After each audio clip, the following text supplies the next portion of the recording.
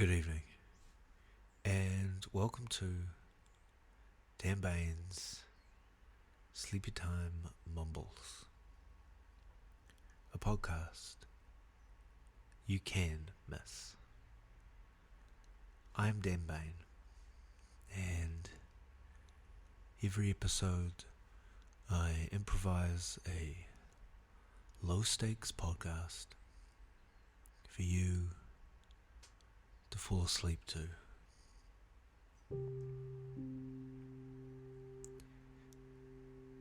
Before I begin this week's episode, I'd like to extend my thanks and gratitude to those of you who have subscribed to the podcast in order to get access to every episode ever. I really appreciate it, and it's certainly helping to offset my expenses. Sincerely, thank you. If you'd like to help the show out, but feel like you can't commit to subscribing, that's fine. I understand that. You could rate and review it wherever you're listening to it. That does you no harm, and me a world of good. But not now.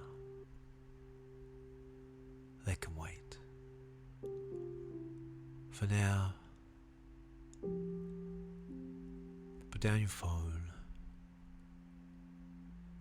turn off your screens, and close your eyes. Now it's time to be mumbled to sleep.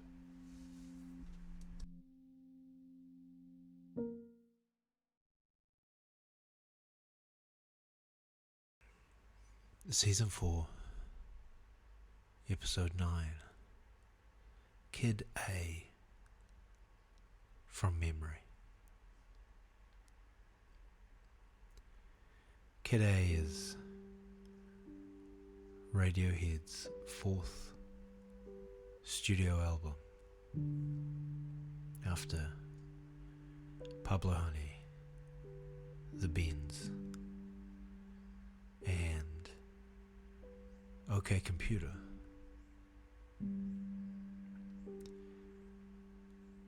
It was released in, 2001, maybe 2000.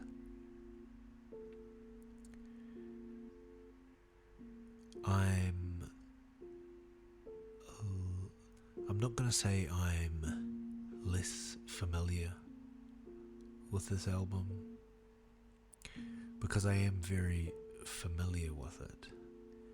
However,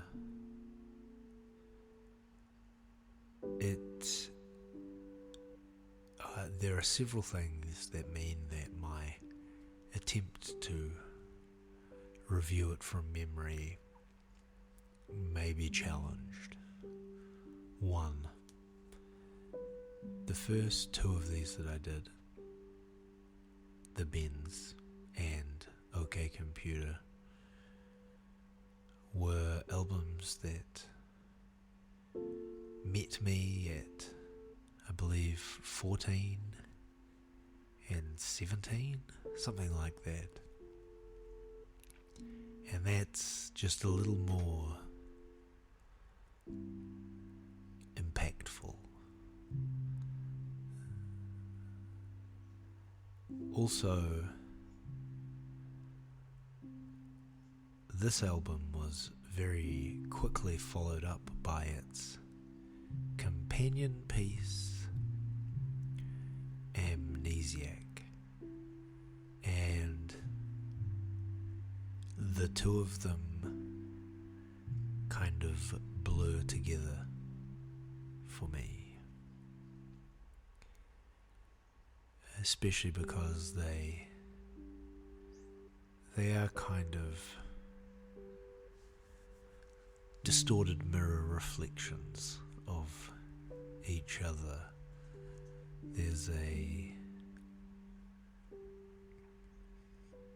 you can feel a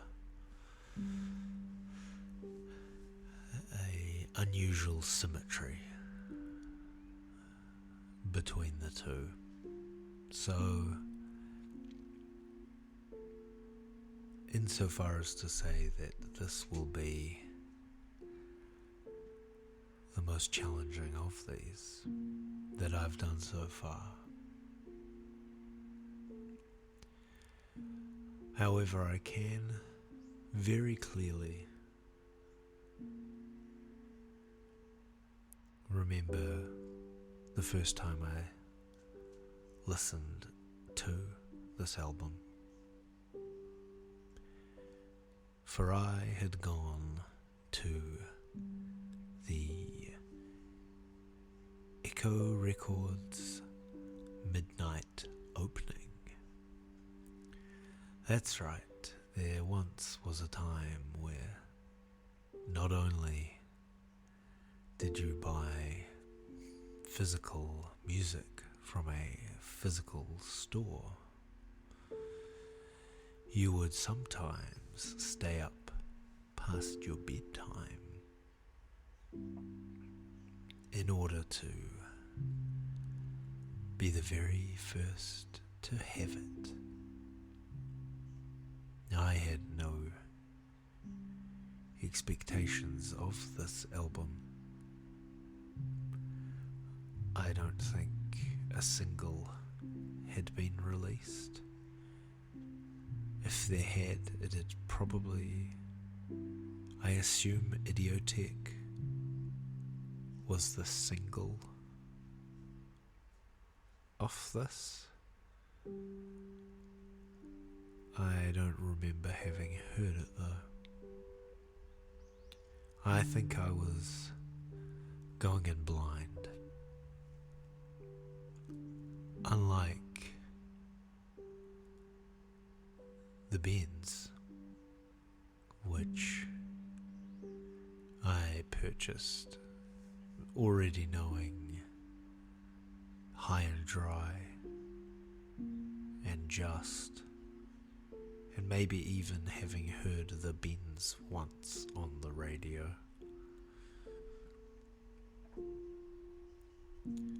You can hang a listen off that. And of course, by the time I bought OK Computer, Paranoid Android, and Karma Police, and to an extent No Surprises, were all significant singles. This was, of course, in the time of the music television, and they had videos and whatnot. But I didn't know anything about Kid A. That midnight, as I queued and bought a CD, and then ventured out into the night with my portable Discman, portable CD player. I guess Discman is a proprietary eponym, isn't it? Belonging to Sony.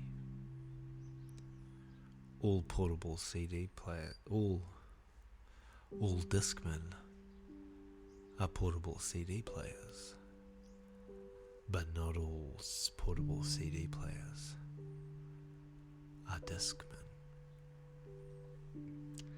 Nonetheless, whatever mine was, I think it was JVC, I had it, and I was walking home with my headphones on, and met track 1. Everything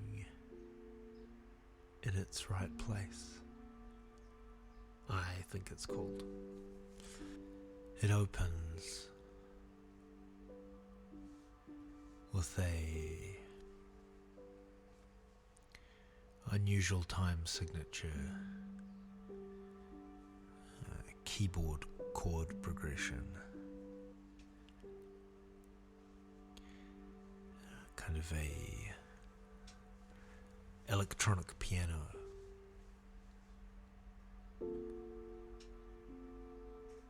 almost a soft piano, electric piano, not like the kind of mellotron sound of Planetalics, for example. And very quickly I got very excited by this song. I couldn't work out any of the lyrics, but I knew that something fundamental had changed. I remember it finishing and going, oh my gosh, they've done it again. By done it again, of course, I mean reinvented themselves.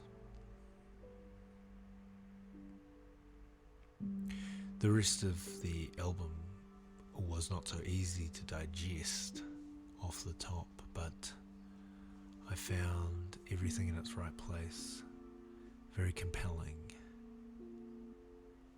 even though I was pretty sure the lyric was, yesterday I woke up sucking enamel.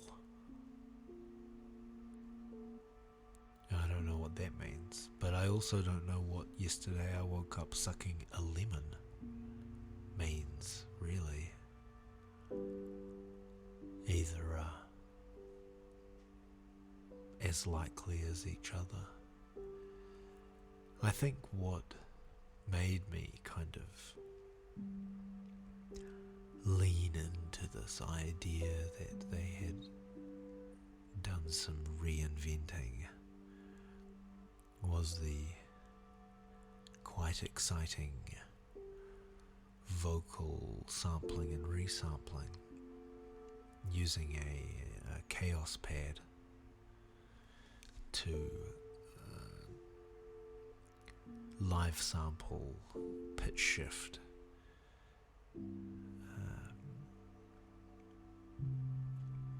kind of on the fly.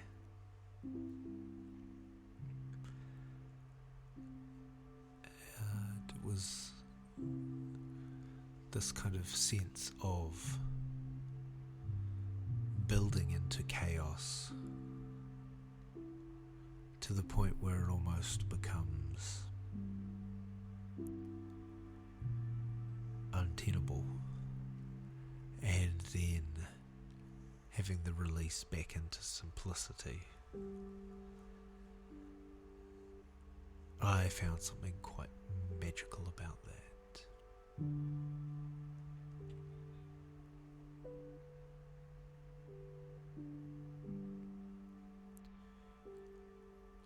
Also, it does panning in the ears. I remember that in my walk home with my headphones on, as the enamel and everything in its right place, bounced from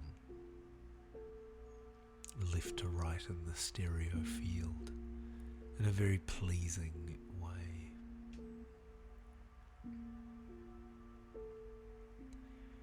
Immediately after that is the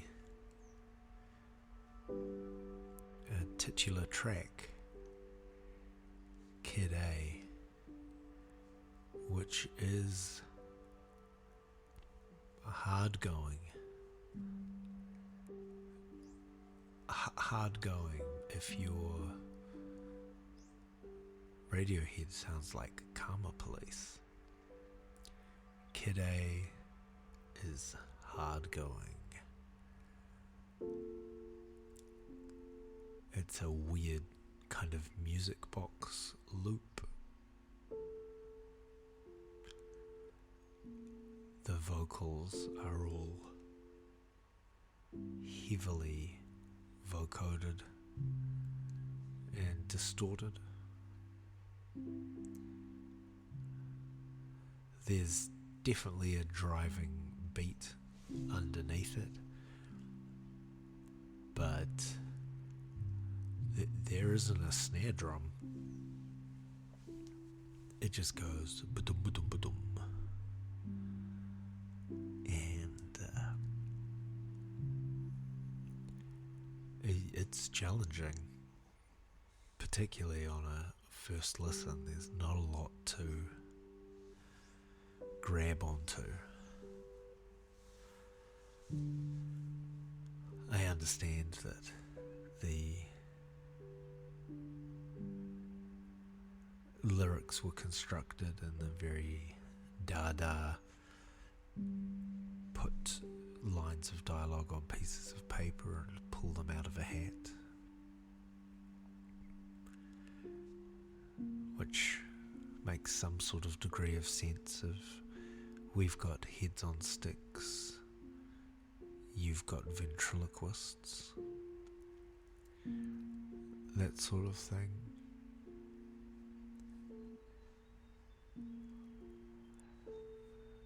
It's not easy on first go. I think I get it now, but I'd be hard pressed to look it up, to listen to. Sometimes I get a hankering to listen to something specific, and I can't say I've ever felt that about Kid A from Kid A.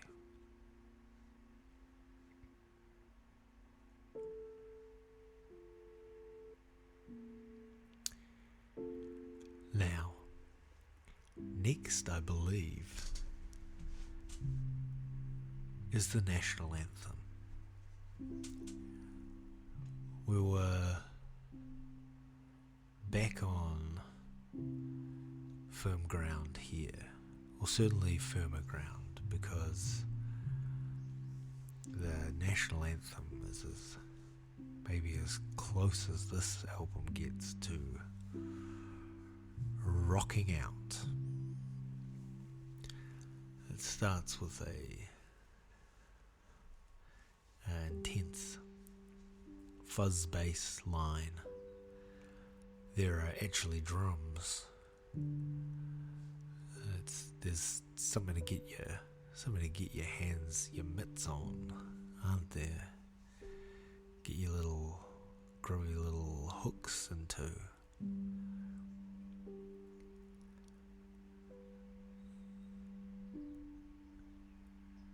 And it's fairly straightforward until at the end, until that moment, very uncharacteristic, full horn section arrives. I don't think there'd been a Radiohead song with horns before, and boy, did they ever turn up. It's honking and discordant, but boy is it a lot of fun. It feels like a New Orleans street band colliding with a dump truck.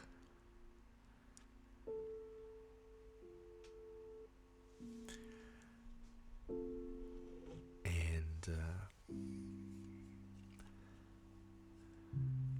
yeah, uh, it feels like maybe the only song on the album that in 2000 you knew how to dance to. This is followed up by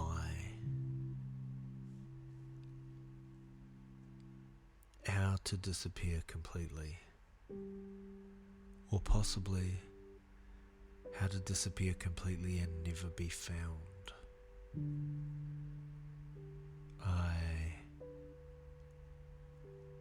It's definitely one of those titles.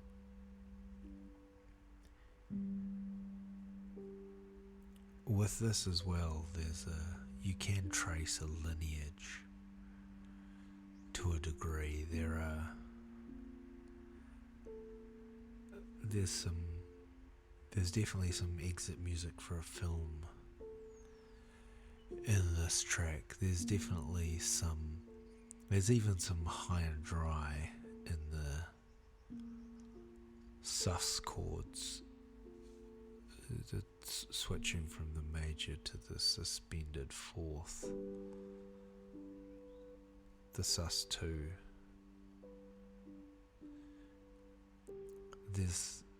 It does feel like a Radiohead song.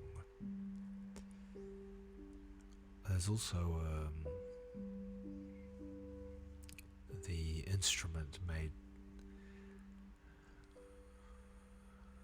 I assume this is one of the only songs that anyone's able to talk about this. But the Ons Martinet, or I don't know, some bizarre old instrument that you pull a ring with a string on it while playing a keyboard. It makes a ghost kind of sound that kind of wails over the top of a song with acoustic guitar.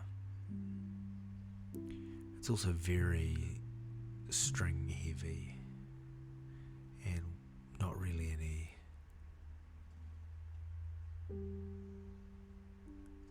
percussion. This is the one with the bass line that goes all the way through it, kind of walking around the chord and sometimes more adjacent than on top of. Yeah, I think it is. Yeah. It's got a great trick to it in that it stays in quite a conservative range of chords through the whole thing, and then at the end there's a moment of where the whole thing kind of opens up. They change it just once.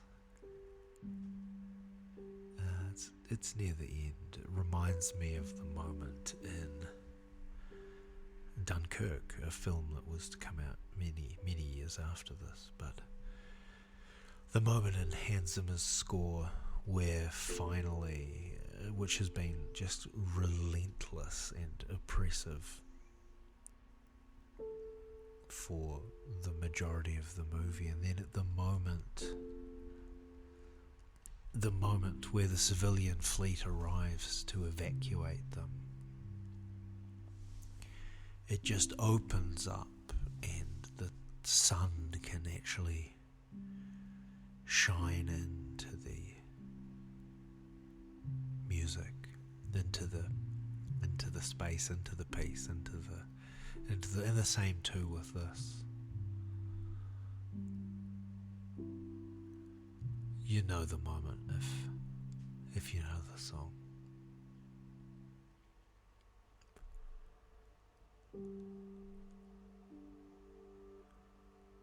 Lyrically,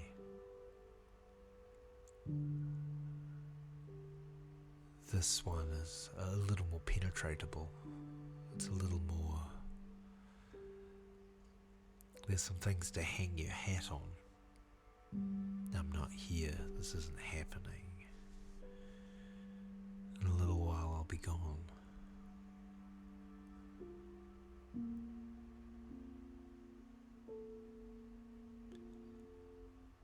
I walk through walls. I float down the Liffey. It's a river in Dublin. In Dublin? I think so. The whole thing is about this kind of feeling of ghostliness, of not being present, and that keyboard on a string over the top really helps emphasize that. It's ghostly, it's got a transparency to it.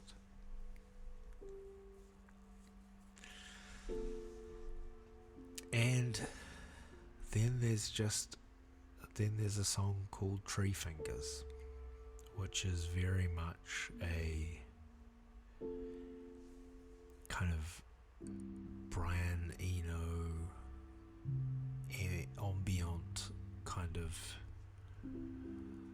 soundscape that goes for a couple of minutes of evolving keyboard pads and very minimal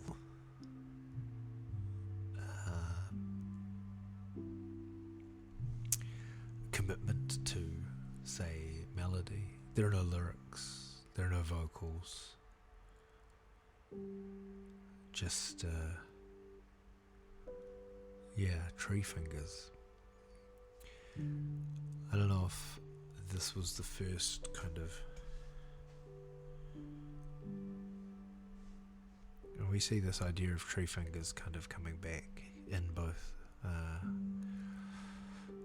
The King of Limbs, the album, right? Which I believe has which I know I've listened to several times, but I think has a song called The King of Limbs, which may also be instrumental. Maybe. I'm not familiar with it particularly. And also, of course, the music video for There has lots of long creeping tree, stop motion, weird imagery. Feels like a starting point of a theme that was going to be explored for quite a while. It's a nice break on the album, but yeah.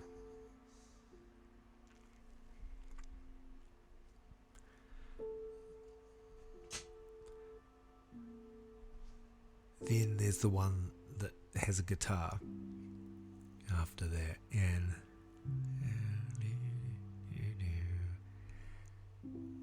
it's optimistic. It's called Optimistic, and it's not I Might Be Wrong, because that's the one on Amnesiac. It's Optimistic. This one's Optimistic. This one went to market. This one just came out of the swamp. This one dropped a payload of fodder for the animals who are living on Animal Farm. You can try the best you can. You can try the best you can. The best you can is good enough. Yeah.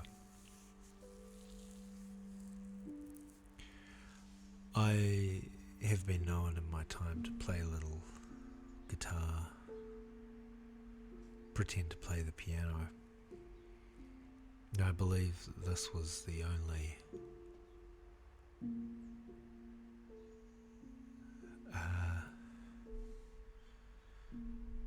song on this album that I made an attempt to learn at the time. As in drop D. Yeah. A lot of open D and you running the riffs. Or, yeah, anyway. It's good. I don't know. I don't have a lot to say about this track. I really enjoy that, although the imagery on this is, the lyrical imagery is a little more, we're going back, it's becoming a little more impenetrable again. I did still find it really evocative. I love, this one just came out of the swamp. This one drops a payload. Fodder for the animals. It's really, I don't know what it's about, but it's cool and it evokes something.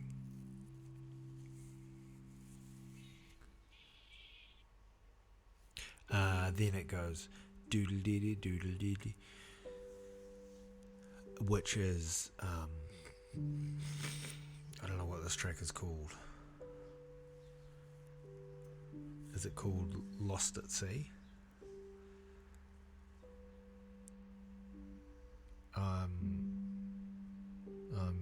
Lost at Sea. Don't bother me. Doodle doodle.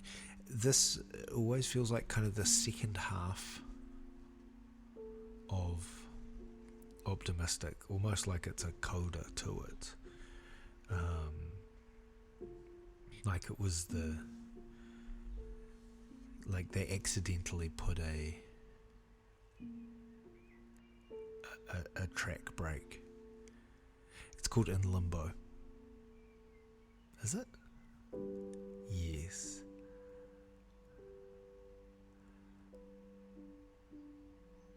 And there's lots of this kind of muttering of one lyrical idea while another one kind of runs over the top.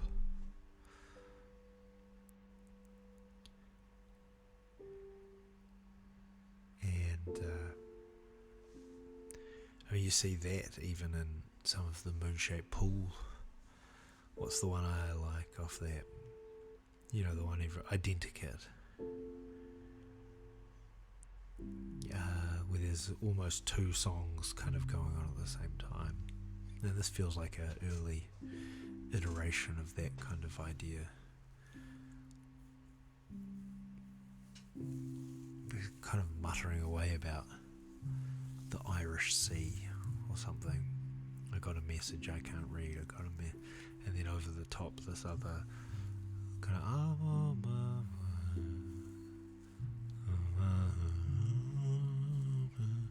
trapdoors would open. I spiral down. Yeah, the kind of, you're living in a fantasy world. But yeah, all the while this kind of doodle doodle doo, and then descending line.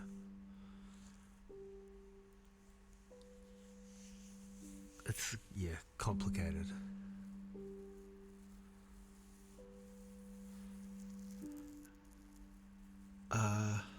And then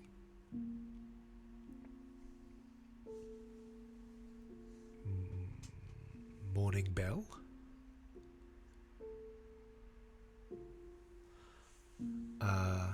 It must be. Morning Bell it feels like this album's no surprises. And a kind of a place that Radiohead were really becoming very comfortable in. I think that kind of pling pling, kind of pretty but sad,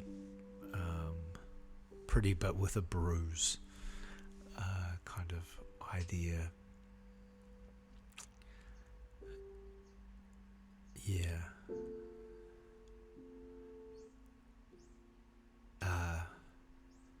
But it's got quite this quite mechanical kind of drum machine kind of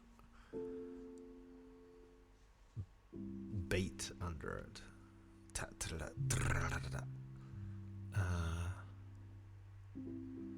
That kind of belies that. You know what I mean. It's kind of the opposite. But yeah, pretty, a pretty keyboard line.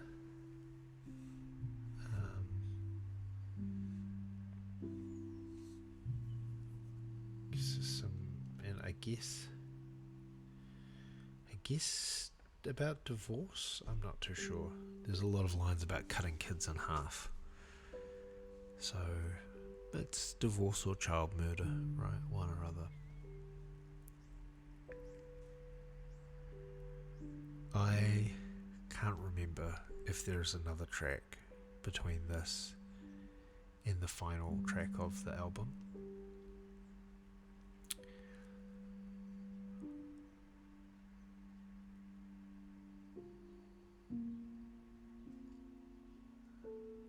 I'm not sure. But the final track of the album is Motion Picture Soundtrack. Which for me continued a tradition of Radiohead really knowing how to end an album. I think it's a spectacular song.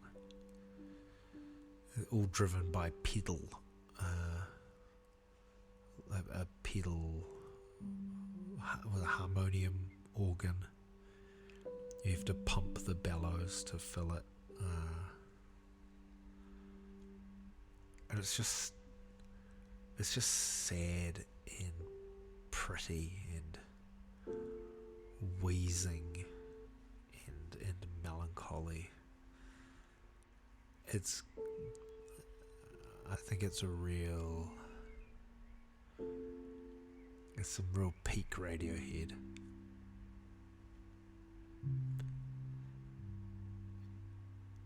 Yeah.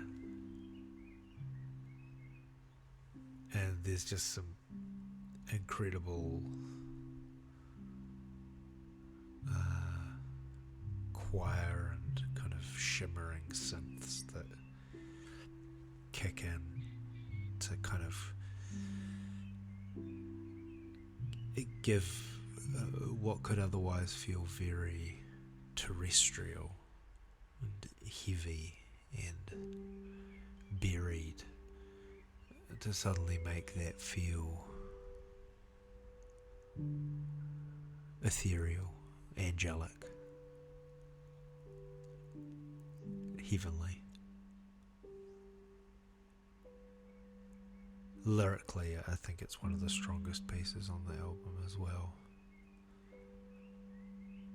Just enough detail to conjure some really specific images.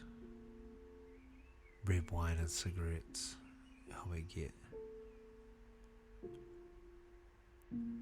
back to your arms. Cheap sex, sad films, help me get where I belong. Stop sending letters, letters always get burned. It's not like the movies. They fill us all with white lies.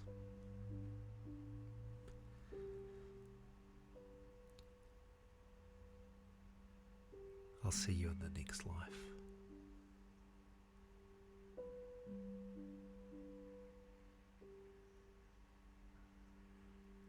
I don't need to know exactly what that's about. There's enough information there for me to make it about myself.